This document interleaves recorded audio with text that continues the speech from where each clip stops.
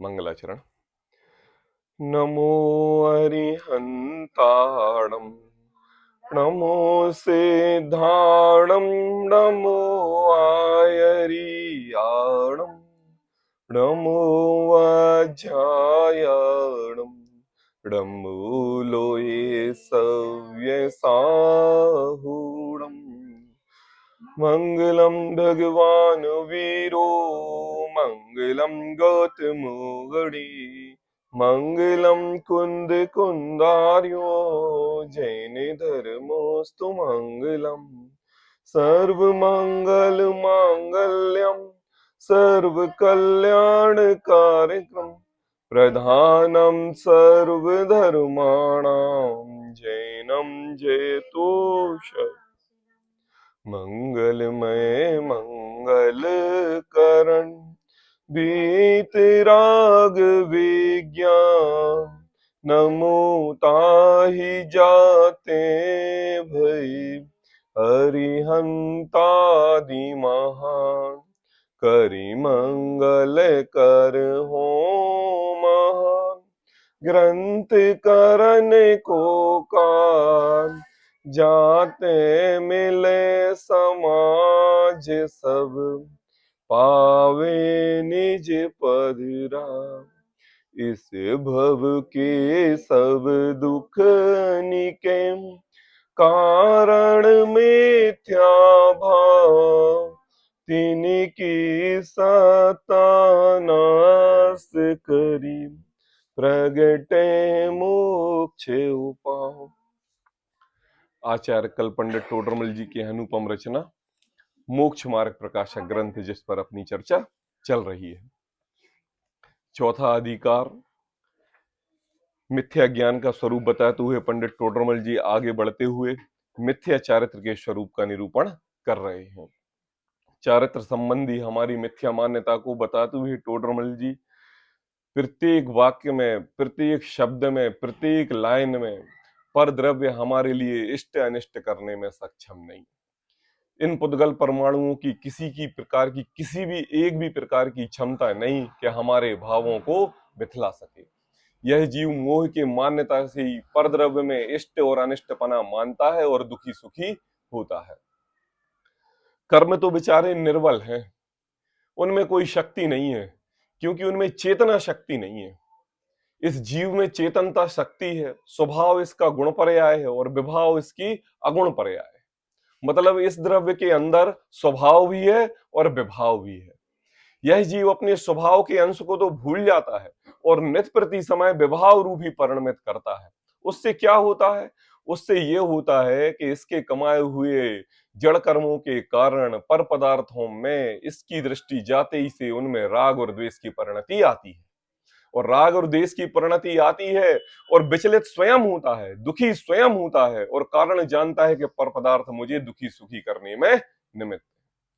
टोडरमल जी हमारे लिए यही बता रहे हैं, एक एक लाइन में सोच सोच के, बता बता के, बार बार रिपीट कर करके कि निर्बल जड़ कर्म, निर्बल इष्ट अनिष्ट पदार्थ हमारे लिए सुखी दुखी करने में सक्षम नहीं।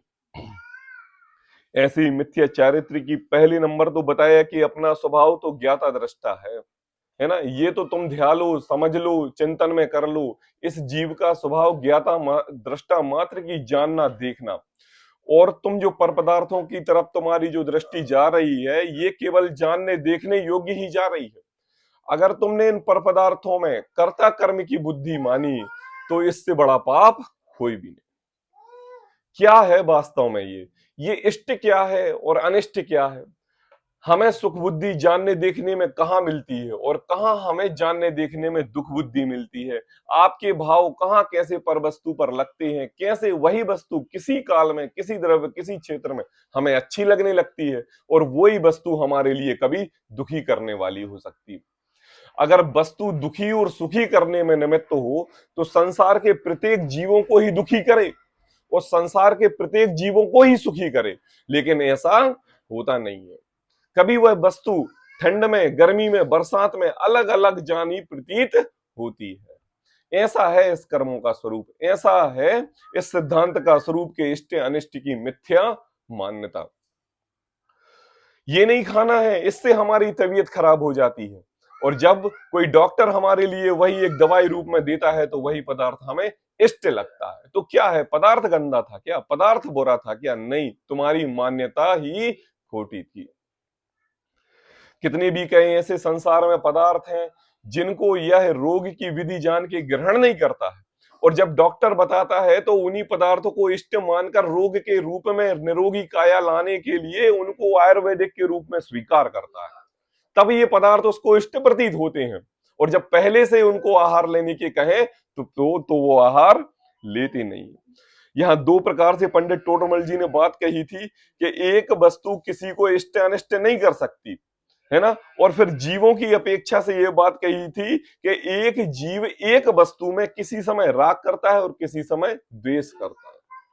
फिर उन्होंने ये बात कही कि देखो, गाली का एक उदाहरण दिया टोडरमल जी ने, और ये कहा कि देखो, कभी गाली आपको अच्छी लगती है और वही गाली कभी आपको खराब लगती है। जब कोई सामने से दे तो खराब लगती है, और ससुराल वाले दें किसी नैंग वगैरह में तो वो अच्छी लगने लगती है। अर्थात मतलब वस्तु तो ठीक है, गाली भी किसी को दुखी सुखी करने में हितकारी नहीं। ऐसी बात बताते हुए टोडरमल जी आगे बढ़ रहे थे, और आगे बढ़ते हुए अब हमारे लिए 90 नंबर पेज पे 6वीं नंबर की लाइन से बात प्रारंभ करनी है ना। मोक्ष मार्ग प्रकाशक चौथा अधिकार 90 नंबर का पेज पढ़ते हैं। अब यहाँ पर क्या है, पंडित टोडरमल जी हमारे लिए थोड़ी सी हमारी दिशा को घुमा रहे हैं। अभी तक क्या हो रहा था कि यह जीवन आदिकाल से पर पदार्थों में इष्ट अनिष्टपना मान रहा था।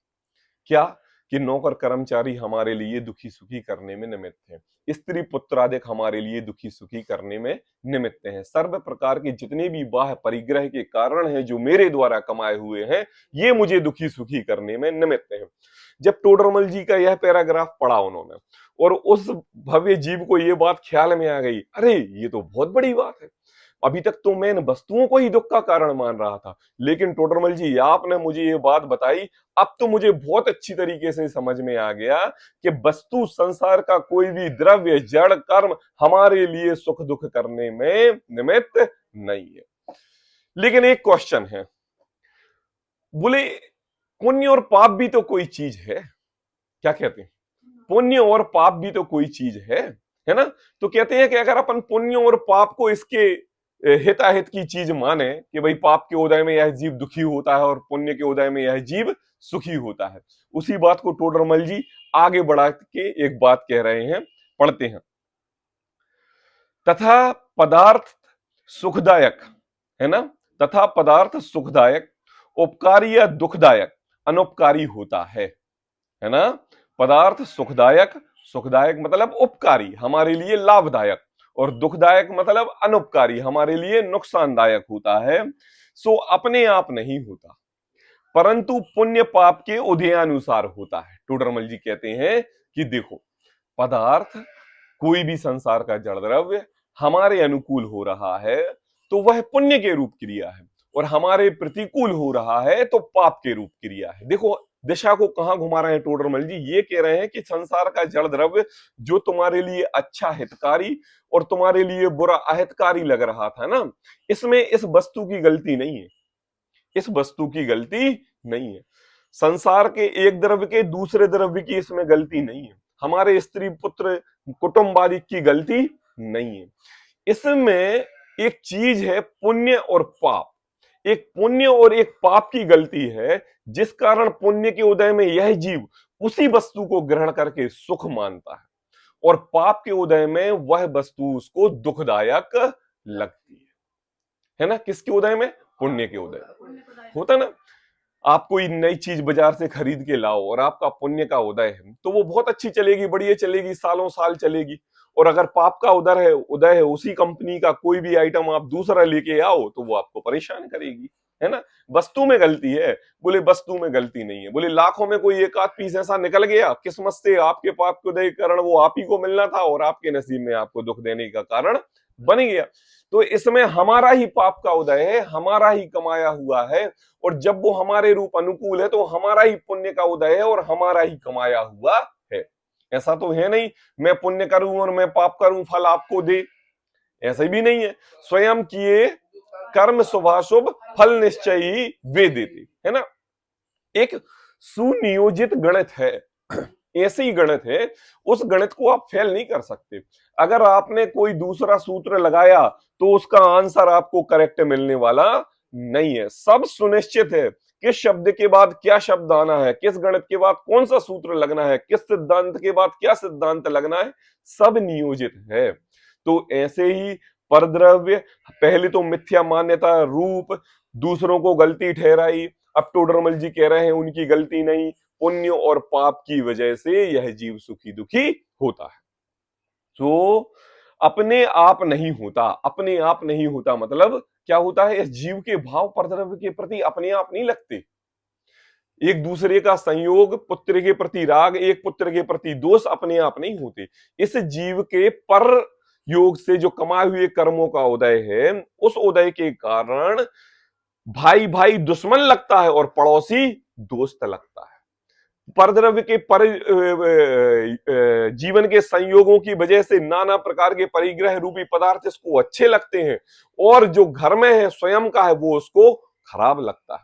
क्या है कि सो अपने आप नहीं होता है, यह अपने आप कोई क्रिया नहीं है।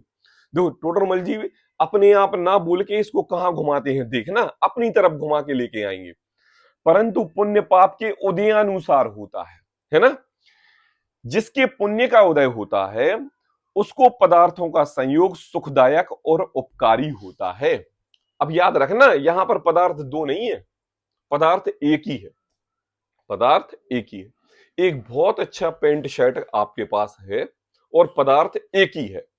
अब वह पदार्थ आपके लिए पुण्य के उदय से बहुत अच्छा लग रहा है और आप उसको पहन के राजा बाबू दिख रहे हो, ठीक है ना।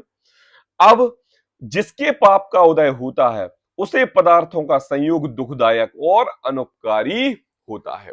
अब जब आप उस पेंट शर्ट को पहन के राजा बाबू बन के आप किसी शादी में गए और देखा कि सारे वेटर वही ड्रेस पहने हुए, कितने सारे वेटर जो सर्व करने वाले हैं, खाना खिलाने वाले हैं, सारे वेटर वही पेंट शर्ट पहने हुए हैं।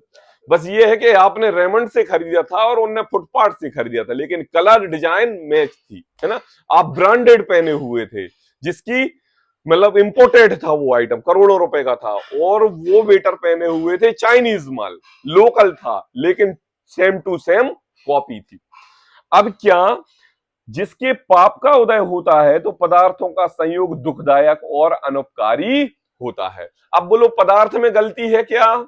नहीं, एक समय वही पदार्थ, वही पेंट शर्ट आपके लिए सुखदायक लग रहा था, और जैसे ही शादी में पहुंचे आपका पाप का उदय आया और वही पेंट शर्ट आपका दुखदायक लगने लगा पाप के उदय से।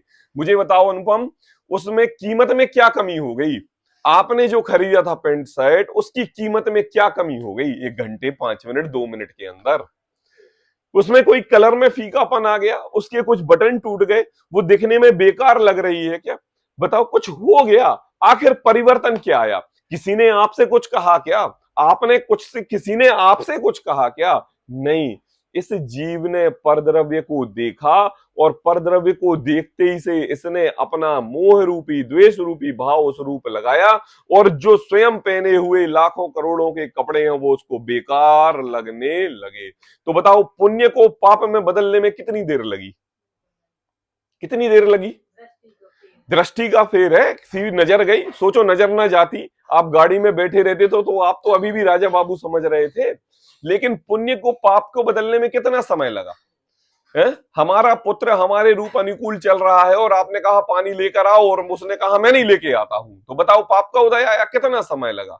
इसलिए कहते हैं, टोडरमल जी कहते हैं, सो अपने आप नहीं होता, अपने आप नहीं होता। पुण्य को पाप रूप और पाप को पुण्य रूप बदलने में समय नहीं लगता।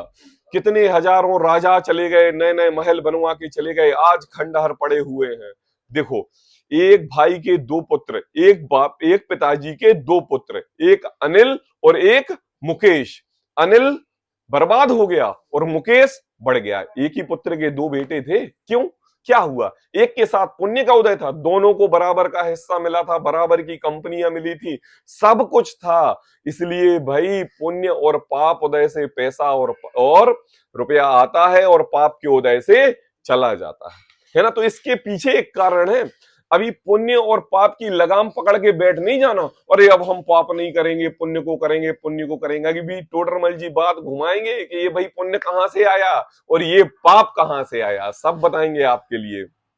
तो कहते हैं जिसके पुण्य का उदय होता है उसको पदार्थों का संयोग सुखदायक उपकारी होता है, और जिसके पाप का उदय होता है उसे पदार्थों का संयोग दुखदायक और अनुपकारी होता है। ऐसा प्रत्यक्ष देखते हैं, प्रत्यक्ष देखते हैं। प्रत्यक्ष मतलब हर व्यक्ति यह परिचय में है, हर व्यक्ति यह जानता है ये पदार्थ एक है, कभी सुखदायक और कभी दुखदायक लगता है।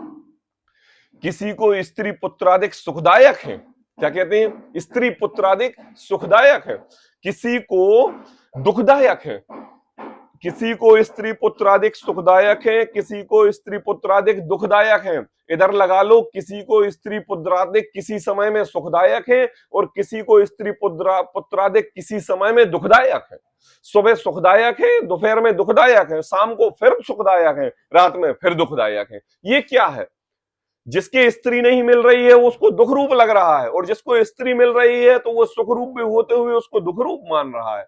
ये है क्या? स्त्री में कमी है, उसके गुणों में कमी है, उसके आचरण में कमी है, उसके पुत्र जो हुआ है उसके पुत्र में कमी है, आपके खिलाने पिलाने में कमी है, आपके संस्कार में कमी है, कि यह जीव नाना प्रकार से कैसे परिणमित होते हुए दिखाई दे रहा है, कभी अच्छा कभी बुरा, कभी अच्छा कभी बुरा। कहते हैं किसी को स्त्री पुत्रादिक सुखदायक है और किसी को दुखदायक है। किसी को व्यापार करने से लाभ है, क्या कहा, और किसी को नुकसान है। क्या कहा? किसी को व्यापार करने से लाभ है ना। एक जगह पर एक व्यक्ति व्यापार 3 साल तक करता रहा और एक ग्राहक नहीं आया, बर्बाद हो गया। और एक व्यक्ति ने वो दुकान खाली की और दूसरा व्यक्ति उसी दुकान में आया और 3 साल के अंदर उसने 4-4 दुकानें कर ली। दुकान एक, जगह एक, स्क्वायर फीट जगह एक, सब कुछ एक। एक बर्बाद हो गया और एक आबाद हो गया। ये क्या है तरीका? एक आजू बाजू में 2 कपड़े की दुकान एक बहुत चलती है, ग्राहक दिन भर लाइन लगाए रहता है, और बाजू वाला 100 रुपए 50 रुपए के लिए बैठा रहता है। बैठा रहता है कि नहीं? साक्षात तुम्हारे लिए देखने में आता है कि नहीं? एक की दुकान बहुत चल रही है रात के 12-12 बजे तक, और एक 8 बजे दुकान बंद करके चला जाता है। टोडरमल जी कहते हैं देखो, किसी को व्यापार करने से लाभ है और किसी को नुकसान है। उदय के आगे किसी की नहीं चलती। जब उदय आता है इस जीव का तो बड़े से बड़े करोड़पति भी रोडपति हो जाता है, और जब उदय आता है तो उसे अच्छे से खा रोडपति भी करोड़पति हो जाता है। पैसा कमाने से पैसा नहीं आता, उदय के अनुसार पैसा आता है। क्या कहा? उदय के अनुसार पैसा आता है।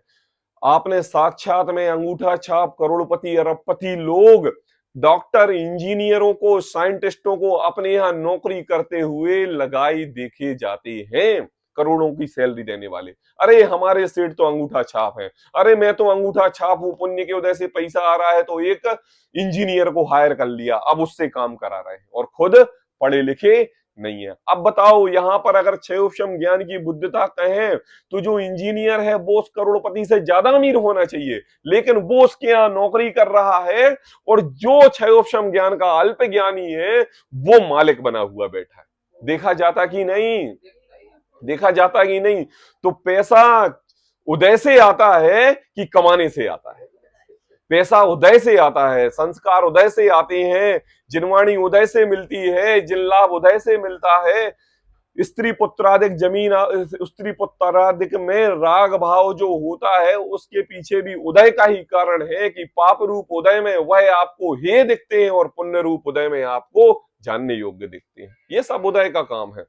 तो कहा किसी को व्यापार करने से लाभ है और किसी को नुकसान है।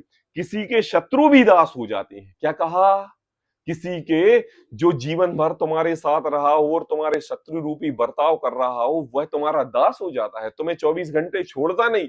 शत्रु, शत्रु जिसको तुम अपना विरोधी समझ रहे थे और जिसको तुम अपने घर में खिलाते पिलाते रहे, सब कुछ करते रहे, वो है किसी के पुत्र भी अहितकारी होता है। क्या कहा?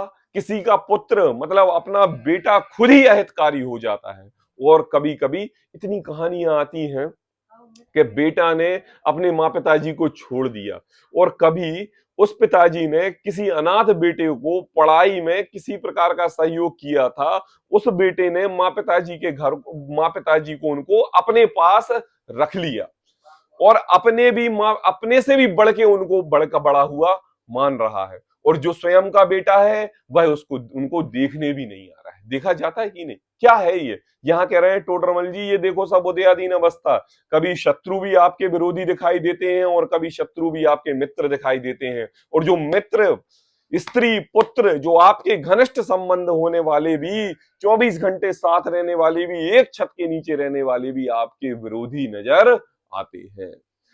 कहते हैं देखो, ऐसा प्रत्यक्ष देखते हैं कि किसी को स्त्री पुत्र अधिक सुखदायक है और किसी को दुखदायक है, किसी को व्यापार करने से लाभ है और किसी को नुकसान है, किसी के शत्रु भी दास हो जाते हैं और किसी के पुत्र भी अहितकारी हैं। इसलिए जाना जाता है कि, क्या कह रहे हैं टोडरमल जी, इसलिए जाना जाता है कि पदार्थ अपने आप इष्ट अनिष्ट नहीं होते। क्या? पदार्थ, पदार्थ मतलब वस्तु, वस्तु मतलब द्रव्य, द्रव्य मतलब संसार के जितने भी आपके संयोग हैं सारे अपने आप इष्ट अनिष्ट नहीं होते, परंतु कर्मोदय के अनुसार प्रवर्तते हैं। क्या कहा टोडरमल जी ने? परंतु कर्मोदय के, जो आपने पूर्वों में कमाया हुआ कर्म है उसके उदयानुसार ही प्रवर्तते हैं। मतलब आपको जो सामग्री मिल रही है, जिसको आप भोग के आनंद की प्राप्ति कर रहे हो और दुख की प्राप्ति कर रहे हो, इसके पीछे कर्मोदय है, और कर्मोदय के कारण ही यह जीव कभी साता का उदय मानता है और कभी असाता का उदय मानता है कि नहीं? आपने सुना होगा 9 कर्म, हास्य, रति, अरति, शोक, भय, जुगुप्सा, स्त्री भेद, पुरुष भेद, नपुंसक भेद, ये है। ये जो ज्ञानावरणादि 8 कर्म है, इन्हीं का तो ही फल है। ज्ञानावरणादि 8 कर्म किसके कमाए हुए हैं? बताओ मुझे। स्वयं के। अब स्वयं के कमाए हुए अपने भावों का निमित्त पाकर यह कारमाण पुद्गल वर्गणाएं इस संसार में भरी पड़ी हैं। तुमने भाव किए उन पुद्गल परमाणुओं का तुम्हारे आत्म प्रदेशों से चिपकना हुआ, और जैसे आहार सब द्रव्यों में बदल जाता है, ऐसे ही प्रत्येक कारमाण वर्गणाएं अपने अपने रूप कार्य में परिणमित हो गई कि नहीं? अब जब वो अपने अपने कार्य में परिणमित तो हो गई, तो उनके फलस्वरूप हमारे लिए क्या मिला? उनके फलस्वरूप हमारे लिए हास्य, रति, अरति, शोक, भय, जुगुप्सा, स्त्री भेद, पुरुष भेद और नपुंसक भेद मिला कि नहीं? उन्हीं का ही फल है ना कर्मों का। तो मुझे बताओ कि हम हंसने पे, हमने हंसा, मैं इस कारण से हंसा, अपने को अपना कर्ता माने, मैं रोया, मैं अपने को अपना कर्ता मानूं, मैं दुखी हूं, मैं अपने को अपना कर्ता मानूं, मैं सुखी हूं, मैं अपने को, परद्रव्य को अपना कर्ता मानूं, तो बताओ इसमें किसकी मिथ्या मान्यता है? क्योंकि यह कर्म आदि जो है, यह तुम्हें दुखी सुखी करने में निमित्त है, कोई पर पदार्थ दुखी सुखी करने में निमित्त नहीं। आई बात समझ में?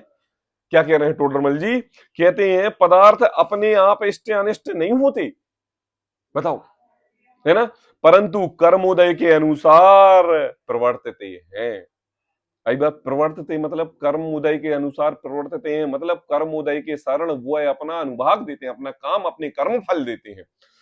जैसे उदाहरण देते हैं, जैसे किसी के नौकर अपने स्वामी के कहे अनुसार किसी पुरुष को इष्ट अनिष्ट उत्पन्न करे। क्या कहा? पहले समय में राजा महाराजा लोग अपने विरोधी पार्टी के लिए, युद्ध के लिए दूत भेजते थे, दूत, है ना, और दूत भेजता थे, और जब वो दूत उन राजा के घर पे जाता था तो संदेश पढ़ के सुनाता था और कहता था कि अगर आप मेरी बात नहीं मानोगे तो तुम्हारे साम्राज्य को नष्ट कर दिया जाएगा। यह मैं हिदायत नहीं दे रहा हूं, कान खोल के सुन लीजिए राजाधिपति, हमारे राजा का यह कहना है कि अगर मेरे अनुशासन के हिसाब से नहीं चलेगे तुम्हारे साम्राज्य को उखाड़ दूंगा। ऐसा उन्होंने पत्र भेज दिया। जब ऐसे कटु शब्द सुनकर उस दूत के माध्यम से राजा कहता था कि ठीक है, मैंने सुन लिया, अब तुम जाओ। प्रजा कहती, अरे भाई वो दूत ऐसे अब शब्द बोल रहा है, अरे इसमें उसकी कोई गलती नहीं, ये तो उसके कहे वचन उसके पीछे खड़े राजा के हैं, दोस्त तो राजा का है, उस दूत का कोई गलती नहीं है। ऐसे ही आज के समय में अगर कोई किसी को सुपारी दे के किसी की हत्या करा दे, किसी को डांट फटकार करा दे, किसी को गाली दे दे, किसी का अपमान करा दे, कोई किसी को उठा के कहीं ले जाए, तो उसमें उसकी गलती नहीं, उसके पीछे यह षड्यंत्र किसने रचाया है उसके लिए देखा जाता है। वह किसका कर्मचारी है, वह किसका नौकर है, आखिर इससे करवाया यह काम किसने, होता है कि नहीं। तो देखो, है ना, हमारा आतंकवादी जब इस भारत देश में पकड़े जाते हैं तो आतंकवादी को जेल में डालकर पूछताछ की जाती है, पूछताछ करके यह पकड़ा जाता है कि तुम्हारे पीछे कौन सरगना है, तुम्हारे पीछे तुम्हारी टीम कौन है। अगर हम टीम पर टारगेट करेंगे तो फिर कोई सरगना, फिर कोई यह वॉलंटियर पैदा नहीं होंगे, और अगर हमने वॉलंटियर को पकड़ पकड़ के ही मारते रहे तो उससे क्या होने वाला है, एक नहीं 10 खड़े हो जाएंगे। कहा, जैसे किसी के नौकर अपने स्वामी के कहे अनुसार किसी पुरुष को इष्टनिष्ट उत्पन्न करें, तो वह कुछ नौकरों का कर्तव्य नहीं है, वह नौकरों का कर्तव्य नहीं है, मतलब नौकरों की इसमें कोई गलती नहीं है। क्या कहते हैं, नौकरों की इसमें कोई गलती नहीं है। आप दुकान में बैठे हुए हो और कोई आपसे आप शब्द बोले और आप नौकरों को ऑर्डर देखो जरा सुधार दो उसके लिए, और उन्होंने सुधार दिया, तो बताओ किसने, नौकरों की गलती है क्या इसमें, है ना, इसमें नौकरों की गलती नहीं है, उनके स्वामी का कर्तव्य है। क्या कहा, उनके स्वामी का कर्तव्य है, वहां पर स्वामी की गलती मानी जाएगी या स्वामी को दोष दिया जाएगा, होता है कि नहीं। कहा, कोई नौकरों को ही इष्ट अनिष्ट माने तो झूठ है। अगर किसी कर्मचारी ने कुछ कह दिया और उसने बाहर आके उस कर्मचारी को कुछ अपशब्द कह दिया तो उसमें उसकी क्या गलती, वो तो पीछे सेठ खड़ा है और सेठ खड़ा है और आपको कुछ अपशब्द कह रहा है, और अपशब्द कहते हुए वो शेर, लाल आंखें, तेज गुस्सा गुस्सा सब दिखाई दे रहा है, और ऐसा प्रतीत हो रहा है कि यह साक्षात स्वयं रूप ही अपनी बात कर रहा है। लेकिन जैसे ही वह नौकर दुकान छोड़ के बाहर आपको मिलेगा और आप उसकी गर्दन पकड़ोगे तो बेचारा आपके चरणों में झुक जाएगा और माफी मांग लेगा, अरे भैया मेरी इसमें कोई गलती नहीं, अरे वो तो सेठ जी खड़े थे इसलिए उनके कहे अनुसार उनके थे, हमें क्यों पकड़ रहे हो, मैं तो सैलरी पेटा वाला आदमी हूं, आज इधर नौकरी कल उधर की, मेरी कोई गलती नहीं है। अरे भाई, जिसका नमक खाया है उसकी तो वफादारी निभानी पड़ेगी, इसलिए मैं वफादारी निभा रहा था, इसमें मेरी कोई गलती नहीं। और अगर वह व्यक्ति उस नौकर की ही गलती मान के उसको मार दे, पीट दे या जेल पहुंचा दे, तो बताओ उसका बदला पूरा हो जाएगा क्या, उसकी गलती पकड़ में आ जाएगी क्या, उसका दोष पकड़ में आ जाएगा क्या, ऐसा होने जाने वाला है नहीं। तो कहते हैं टोडरमल जी, उसी प्रकार देखो, किसी के नौकर अपने स्वामी को कहे अनुसार किसी पुरुष को इष्ट अनिष्ट उत्पन्न करें तो वह कुछ नौकरों का कर्तव्य नहीं है, उनके स्वामी का कर्तव्य है। कोई नौकरों को इष्ट अनिष्ट माने तो झूठ ही है, क्या है, झूठ। उसी प्रकार अब श्रद्धांत पे घटाते हैं, उसी प्रकार कर्म के उदय से प्राप्त हुए पदार्थ कर्म के अनुसार जीव को इष्ट अनिष्ट उत्पन्न करें, किसका दोष है, कर्मों का दोष है। कर्म के अनुसार साता का उदय है, कर्म के अनुसार असाता का उदय है, कर्म के अनुसार पुण्य का उदय है, कर्म के अनुसार पाप का उदय है। एक आदमी 100 रुपए की लगत लगा के दिन में 1000 रुपए पैदा कर लेता है, और एक आदमी 5 लाख की लगत लगा के 100 रुपए भी पैदा नहीं करता। क्या कहा, कर्म के उदय से प्राप्त हुए पदार्थ कर्म के अनुसार जीव को इष्ट अनिष्ट उत्पन्न करें तो वह कोई पदार्थों का कर्तव्य नहीं है। क्या कहा, पदार्थ तुम्हारे लिए, तुम चाहे सोना बेचो और चाहे कुछ भी बेचो, तुम पवित्र चीज बेचो या कुछ भी बेचो, इसमें उस पदार्थ की गलती नहीं है। अरे यार, गलत धंधा कर लिया, यहां पर इस चीज की बिक्री नहीं है ना, हमने गलत आइटम पकड़ लिया, हमें इस चीज की दुकान नहीं खोलना चाहिए, नहीं, इसमें पदार्थों की गलती नहीं है। आप 56 प्रकार के भी भोग बना के रख दो, भोजन बना के रख दो, तो यह निश्चित नहीं है, यह गारंटी नहीं है कि आपके पतिदेव को पसंद आ जाए। आप अपना कितना भी राग भाव उसमें निचोड़ दो, आप कितने भी प्रकार से महंगे के महंगे इंग्रेडिएंट्स उसमें डाल दो, लेकिन अगर वह पति आपके अनुरूप नहीं चल रहा है, उसको भोजन अच्छा नहीं लग रहा है, तो इसमें भोजन की गलती नहीं है और आपकी भी गलती नहीं है। यह तो उस जीव के कर्मोदय जन्य अवस्था है कि इसको सर्वगुण संपन्न होते हुए भी इसके पाप रूपी बंध का कारण इसको यह भोजन अशुभ लग रहा है। और जब सूखी रोटी रहती है, कल की बची हुई रहती है, सुबह से भूख लगती है और चाय बना दी जाती है और वो खुशी से खा लेता है, उस समय उसके पुण्य का उदय है। बताओ। और क्या देखो, कभी कभी आप लोग उदाहरण देते हो ना, हम इतना अच्छा बनाए, सब कुछ करें, तो आपको अच्छा नहीं लगता है, और बाहर होटलों में जाके घिना पिना उल्टा सीधा है, नाक छिनका हुआ भी भोजन ग्रहण कर लेते हो, वो अच्छा लगता है। कहते हो कि क्यों, क्या है इसमें? इसमें कर्मोदय जन्म अवस्था है कि घर का बनाया हुआ खराब, पापोदय जन्म अवस्था, और होटलों का अभक्ष रूप से बनाया गया पदार्थ भी अच्छा लगता है, पुण्योदय अवस्था। तो कहा कर्मों के उदय से प्राप्त हुए पदार्थ कर्म के अनुसार जीव को इष्ट अनिष्ट उत्पन्न करें, तो वह कोई पदार्थों का कर्तव्य नहीं है, कर्म का कर्तव्य है। किसका कर्तव्य है? कर्म का कर्तव्य है। यदि पदार्थों को ही इष्ट इष्ट अनिष्ट माने तो झूठ है। क्या कहा? पदार्थ को इष्ट अनिष्ट माने तो झूठ है। संसार का कोई भी द्रव्य हमारे लिए दुखी नहीं कर सकता, किसी में ताकत नहीं।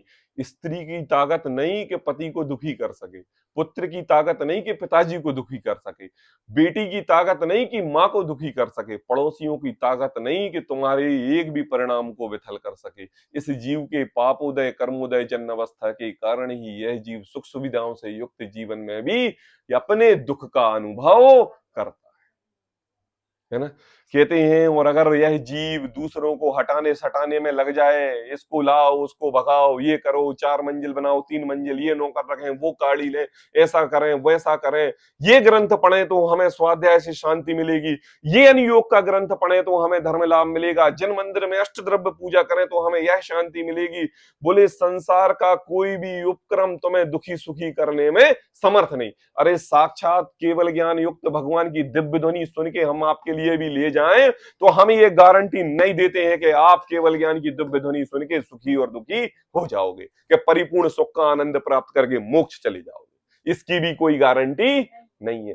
कितना पुण्योदय करके अगर तुम सौधर्म इंद्र भी बन गए और इंद्रादिक होते हुए भी तुम्हें इतना पुण्य आया कि तुम्हारा संपूर्ण जगत उस वैभव को देख रहा है, तो इस चीज की गारंटी की नहीं वह पुण्योदय तुम्हारे लिए संयम को धारण कर सके। किसी वस्तु में किसी भी प्रकार की ताकत नहीं है, प्रत्येक जीव का कमाया हुआ स्वयं है। पदार्थों का कर्तव्य नहीं है, कर्म का कर्तव्य है। इसलिए पदार्थ को इष्ट इष्ट अनिष्ट माने तो झूठ है। टोडरमल जी हमसे ये कह रहे हैं कि इसलिए पर द्रव्यों को झूठा सच्चा ठहराना बंद कर दो। इसलिए यह बात सिद्ध हुई कि पदार्थों को इष्ट अनिष्ट मानकर उसमें राग द्वेष करना मिथ्या है। मिथ्या मतलब क्या? झूठी मान्यता है।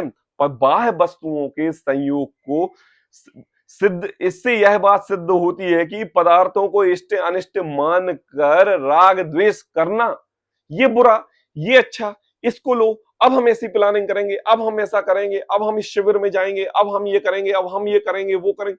कुछ करने जाने से होता नहीं। परिणामों में विकल्पों को शांत करो तो वहीं सुख है और वहीं शांति है।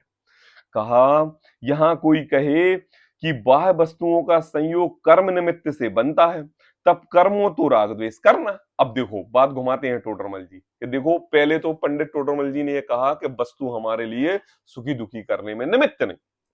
चलो हमें बात समझ में आ गई। अब पंडित टोडरमल जी ने बात घुमाई कि देखो जो कर्म है ना, है कर्म बड़े दुखदाई जगत में प्रेरत है, कि ये कर्म जो है ना, ये कर्मों के कारण ही मैं रागी द्वेषी होता हूं। वस्तु मुझे करने में कोई कष्ट नहीं, अरे ये कर्म ही गंदे, इन कर्मों की वजह से तो मैं इतना दुखी हूं कि मैं पाप का कारण है, इन कर्मों की वजह से मैं बहुत परेशान हूं, इन कर्मों की वजह से मैं ऐसा हो जाता हूं, इन कर्मों के उदय से मुझे हॉस्पिटल में रहना पड़ता है, इन कर्मों के उदय के कारण मेरा बेटा छोड़ के चला गया, इन कर्मों के उदय के कारण मेरा पति या पत्नी छोड़ के चले गए, बहुत बेकार है ये कर्म। तो हमने अब वस्तु को दोष देना बंद कर दिया। क्यों? वस्तु तो दिखाई देती है, और दिखाई देने वाली वस्तु मुझे पता है कि यह मुझे दुखी सुखी करने में निमित्त नहीं। अब हमारे कर्म है जो हमें दिखाई नहीं देते हैं, वह दुखी सुखी करने में निमित्त है, तो अब हम उनको दोष देते हैं। आई बात होती है ना। अब हमारा यशाता का उदय है, अब क्या करें? यहां कोई कहे कि बाह्य वस्तुओं का संयोग कर्म निमित्त से बनता है, तब कर्मों तो राग द्वेष करना चाहिए। बताओ, कोई तो चीज चाहिए राग द्वेष करने के लिए। अब टोडरमल जी बात घुमाते हैं, देखो समाधान, कर्म तो जड़ है, क्या कहा? कर्म तो जड़ है, मतलब कर्म जड़ मतलब क्या? कर्म तो पुद्गल परमाणुओं का पिंड है। जैसे आपके शरीर में स्पर्श रसगंध वर्ण युक्त यह शरीर है, वैसे ही कर्म पुद्गल परमाणु स्पर्श रसगंध वर्ण युक्त पुद्गल परमाणु के पिंड है। एक एक परमाणु स्वतंत्र है, एक परमाणु दूसरे परमाणु का करता नहीं और एक परमाणु की पर्याय दूसरे पर्याय की करता नहीं। स्कंद रूप ये जो हमें दिखाई देते हैं ये तो वस्तुएं हैं, लेकिन जो कार्माण वर्गणाएं हैं ये भी कर्म रूप है जो तुम्हारे आत्म प्रदेशों से चिपकती हैं और वो जड़ है। जड़ मतलब पेड़ की जड़ नहीं, निर्जीव, अजीव, पुद्गल, जिसमें चेतनता शक्ति नहीं, वो है। क्योंकि टोडरमल जी एक बात दूसरे अधिकार में ये बात बता चुके हैं। देखो पेज नंबर 25 में, निर्बल जड़ कर्मों द्वारा जीव के स्वभाव का घात और बाह्य सामग्री कहा। पहले सिद्ध कर दिया ना कि निर्बल जड़ कर्म, उन जड़ कर्म में निर्बल है, उनमें किसी प्रकार की शक्ति नहीं है। कहा देखो, यदि कर्म स्वयं कर्ता होकर उद्यम से जीव के स्वभाव का घात करें, बाह्य सामग्री को मिलावें, तो कर्म के चेतनपना भी चाहिए और बलवानपना भी चाहिए, सो तो है नहीं। ये बात टोडरमल जी ने पहले सिद्ध कर दी और उसी बात को यहां पर कहते हैं कि कर्म तो जड़ है। ये मैंने बात दूसरे अधिकार में आपको बता दी है और आपको बहुत अच्छी तरीके से समझ में आ गई है कि ये पुद्गल परमाणु है। पुद्गल परमाणुओं में किसी को जीव को दुखी सुखी करने की क्षमता नहीं होती। आई बात समझ में? पता, ये संसार के जो विकल्प है ना, और जो एक एक विकल्प तुम्हारे लिए दुखी सुखी करने में निमित्त बनते हैं, इन विकल्पों का भी कारण तुम्हें दुखी सुखी करने में निमित्त है। इस जीव के अनंत अनंत विकल्प 24 घंटे दिमाग में चलते हैं। मुझे बताओ कितने विकल्प तुम्हें दुखी करते हैं और कितने विकल्प तुम्हें सुखी करते हैं, है ना? कितने विकल्प सुखी, कई विकल्प ऐसे होते हैं जिनको सोच के आप इग्नोर कर देते हो और कई विकल्प ऐसे होते हैं जिनको आप पकड़े रहते हो। मतलब विकल्प भी तुम्हारे लिए सुखी दुखी करने में निमित्त नहीं। आप अपना कर्मोदय जन्य अवस्था आत्म प्रदेश मोह रूपी भाव जब उन विकल्पों में लगाते हो तो वो विकल्प भी तुम्हें दुख के कारण बन जाते हैं। और जब तुम अपना सुख रूप क्रिया, अपना उपादान गति योग्यता जब उन रूप पुण्य रूप लगाते हो तो वह निर्बल हो जाते हैं। आई बात, उन पर ध्यान ही नहीं जाता। कर्म तो जड़ है, उनके कुछ सुख दुख देने की इच्छा नहीं है। इच्छा नहीं है, वास्तव में निर्बल है ना, इसलिए इच्छा नहीं है ना? सोचने विचारने का उनमें गुण नहीं है। तथा वे स्वयं तो कर्म रूप परिणमित होते नहीं। है किसी पुद्गल परमाणु में ताकत कि यहाँ यह इस ब्रह्मांड में जो पुद्गल परमाणु है, एक पुद्गल परमाणु कर्म रूप परिणमित होकर तुम्हारे आत्म प्रदेशों से चिपक जाए? अगर चिपकना मान लें और उनमें सुख दुख माने तो उनमें चेतनता शक्ति हो, और अगर चेतनता शक्ति हो तो यह जीव फिर निगोद से निकल के भगवान नहीं बन पाए, वहीं पड़ा रहे और एक एक जीव पड़ा रहे। आज हम जो मनुष्य अवस्था में अपने आप को फूले नहीं समा रहे हैं, यह मनुष्य अवस्था भी इस जीव को कभी नहीं मिले। क्योंकि क्या है, टोडरमल जी कहते हैं कर्म रूप परिणमित होते नहीं तथा वे स्वयं तो कर्म रूप नहीं परिणमित। देखो ये जो कार्माण वर्गणाएं हैं ये एक धूल के समान है। कैसी धूल के समान?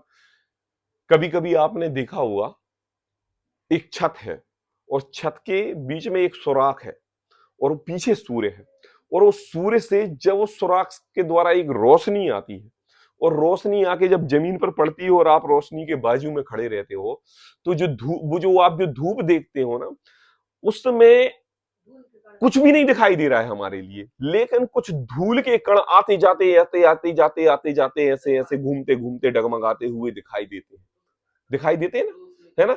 जब आप वो होल बंद करते हो वो दिखाई ना बंद हो जाती है, और जब आप उसको हटाते हो वो फिर से दिखना बंद जाती है। ऐसे ही कार्माण वर्गणा रूप पुद्गल परमाणु इस ब्रह्मांड में ठसाठस भरे हुए। ये तो मैंने उदाहरण इसलिए दिया कि जैसे वो ना दिखते हुए भी दिखाई दे जाते हैं, लेकिन कार्माण वर्गणाएं ऐसी हैं कि जो दिखती ही नहीं है और पुद्गल है, और पुद्गल है। और उनके अंदर जैसे आपके राग द्वेष रूपी करने के विभाव रूप परिणाम है ना, आपके अंतरंग में ऐसी एक शक्ति है जो राग द्वेष रूप परिणाम करती है, और आप ही के अंदर ऐसी शक्ति है जो राग द्वेष हटा के भगवान बनती है। तो ऐसे ही आपकी राग देश रूपी शक्ति जब विभाव रूप परिणमित होती है और आप अपने भाव जब परद्रव्य के प्रति राग करते हो, तो वो निर्बल जड़ कर्म, वो निर्बल जड़ कर्म कुछ भी नहीं है। उनके अंतरंग में आपके भावों की वजह से ऐसी स्फूर्ति आती है कि उनका आकर्षण, आप वो कर्म पुद्गल परमाणु आप हो जाते हो चुंबक और वो हो जाते हैं लोहा, और वो एकदम आपके अंतरंग में चिपक जाते हैं विभाव में, स्वभाव रूप में नहीं। जैसे ही आप विभाव रूप परिणाम करोगे और वो आपके अंदर में चिपक जाएंगे। किसके? यहां पर दो व्यक्ति अगर दो प्रकार के भाव कर रहे हैं तो उसके दोनों व्यक्ति के अलग अलग भाव रूप अलग अलग कर्म चिपकेंगे। ऐसा नहीं कि इसके बराबर चिपके और इसके बराबर चिपके, ऐसा दोष नहीं है। सुनो, किसी व्यक्ति ने किसी व्यक्ति का खून कर दिया, मर्डर कर दिया, उस व्यक्ति को मान लो कि उम्र कैद हुई, और जिस व्यक्ति ने उसको ऑर्डर दिया था, जो सरगना था, जो मास्टर माइंड था, उसको फांसी की सजा सुनाई दी गई।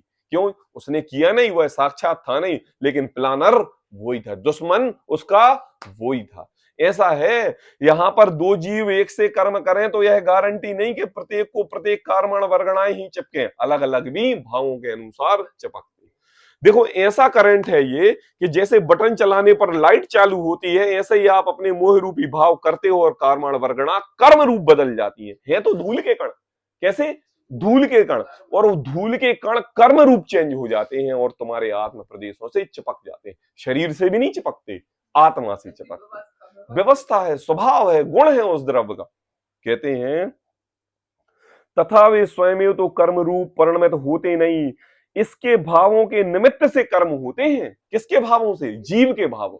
जीव के भावों से, जीव के भावों के निमित्त से ही कर्म रूप होते हैं। टोडरमल जी की बात समझना, कहां घुमा के लेके जा रहे हैं। पहले तो कहा पर वस्तु दुखदाई नहीं, फिर उसके बाद कहा कर्मों के उदय से यह जीव दुखी सुखी होता है। अब कहते हैं कर्म भी सुख दुखी देने वाले नहीं, इस जीव के भाव हैं और भाव ही इसके सुख दुख करने वाले हैं। कहा इनके भाव ही निमित्त से कर्म रूप होते हैं। जैसे उदाहरण देते हैं, चिंता नहीं करो, जैसे कोई अपने हाथ से पत्थर लेके अपना सिर फोड़ ले तो पत्थर का क्या दोष? आपने उठाया पत्थर, गुस्सा बात हो रही थी और आप अपने आप को निर्बल महसूस, असहाय महसूस करके अपने आप को दीनहीन मान के आपने अपना सिर पत्थर पर दे मारा, या आपने कोई पत्थर जमीन पर पड़ा था और अपना ही सिर फोड़ लिया। 50 आदमी देख रहे थे और देख रहे थे, लहूलुहान हो गए, अस्पताल ले गए। तो बताओ, आपके दूसरों को दोषी देंगे, तेरे ही को दोषी देंगे कि नक्की भैया तेरी ही गलती है, तूने ही पत्थर उठा के मारा, बात तो खत्म हो गई थी। है इसमें किसका दोष? अगर तू अपने भाव नहीं बिगाड़ेगा तो कर्म रूप वर्गणाएं तेरे कर्म रूप कर्मण वर्गणा रूप नहीं बनेगी और तेरे आत्म प्रदेशों से नहीं चिपकेंगी, और तूने भाव किए और वो चिपक गई, तो इसमें किसका दोष? और जब दोष तुम्हारा है और जब वो कर्मण वर्गणाएं तेरे को दुख रूप परिणमित होते हुए दिखाई दे रही है, तू शांत भाव से सहज रहे, क्योंकि तेरा ही कमाया हुआ तू ही खा रहा है ना। तो अब तू दुखी होकर फिर से कर्मण वर्गणाएं क्यों इकट्ठी कर रहा है कि आने वाला समय तेरा दुखी हो जाए? मशीन तो भैया तुमसे ही चलने वाली है, तुम्हारे लिए ही चलने वाली है और तुम्हारे लिए ही उपयोगी है। अब जिसको जैसे प्रकार से इस मशीन को चलाना हो, शरीर रूपी देह रूपी मशीन नहीं, अपने आत्म रूप प्रदेश रूपी मशीन, कि इसको कार्माण वर्गणाएं रूप परिवर्तित करके घुमाना है, कि इन कार्माण वर्गणाओं को हे जान के दूर करके अपने आत्म प्रदेशों को अपने आत्मोन्मुखी होके सम्यक की ओर ले जाना है। स्टेयरिंग आपके हाथ में है, दिशा आपके हाथ में है, दृष्टि आपके हाथ में है, ज्ञान आपके हाथ में है, श्रद्धान आपके हाथ में है। अब चारित्र का निर्णय करना है कि हमें इस स्टेयरिंग को कहां घुमाना है। कहा इसके भावों के निमित्त से कर्म रूप होते हैं। जैसे कोई अपने हाथ से पत्थर लेकर अपना सिर फोड़ ले तो पत्थर का क्या दोष भाई? बताओ। रास्ते चलते जा रहे थे, रास्ते चलते कोई कोई व्यक्ति, महान पुरुष, किसी पत्थर के ऊपर बैठकर 2 मिनट बैठ गए, विराजमान हो गए। लोगों ने क्या किया, गुरुदेव तो चले गए और पत्थर को उठा के भगवान की तरह पूजने लगे। किसको पूजने लगे? पत्थर को भगवान की तरह पूजने लगे। अरे स्वभाव से देख तो तू स्वयं भगवान है। इस इस जीव का, इस विश्व का एक एक कण, एक एक पृथ्वी का लोक, एक एक जमीन ऐसी खाली नहीं है कि जहां से अनंत अनंत भगवान सिद्ध न हुए हों। विचार कर समझ, यह तुच्छ पत्थर किसी के स्पर्श करने मात्र से पवित्र नहीं हो जाता है। हमारी इस भारत भूमि का एक एक कण, विश्व का एक एक कण भगवान बनने पर निमित्त है। जरा देख तो, इसको कोई काल नहीं चाहिए, इसको कोई गति नहीं चाहिए, इसको कोई किसी भी प्रकार का संसाधन नहीं चाहिए। भगवान बनने के लिए तो मात्र अपनी अंतर्मूर्त के सिद्ध दशा चाहिए, दृष्टि अपनी तरफ चाहिए, या भगवान बने बिना रहेगा नहीं। कहा अपने हाथ से अगर पत्थर लेकर सिर फोड़ ले तो पत्थर क्या क्या दोष। उसी प्रकार जीव अपने रागादिक भावों से पुद्गल को कर्म रूप परिणमित करके, क्या कहा, उसी प्रकार जीव अपने रागादिक भावों से इन पुद्गलों को कर्म रूप पुद्गल परमाणु रूप परिणमित करके अपना ही बुरा करे तो कर्म का क्या दोष। बताओ। रास्ते चलते जा रहे थे, रास्ते चलते जाके एक बच्चे को आपने ऐसे ऐसा कर दिया। क्या कर दिया?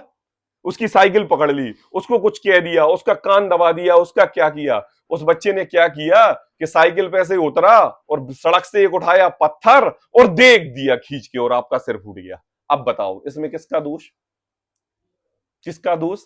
आप ही का है। क्यों भाई, क्यों परेशान किया उसको, क्यों तगाया, क्यों किया तुमने? उसने तुम्हारे लिए परिवर्तित कर दिया है। तो टोडरमल जी कह रहे हैं उसी प्रकार जीव को रागादिक भावों के पुद्गल के कर्म रूप परिणमित करे, खुद अपने भावों से कर्मों को पुद्गल को कर्म रूप परिणमित करे, तो और करके क्या करे? अपना ही बुरा करे। क्योंकि उसी बुरे से पता क्या होता है मम्मी?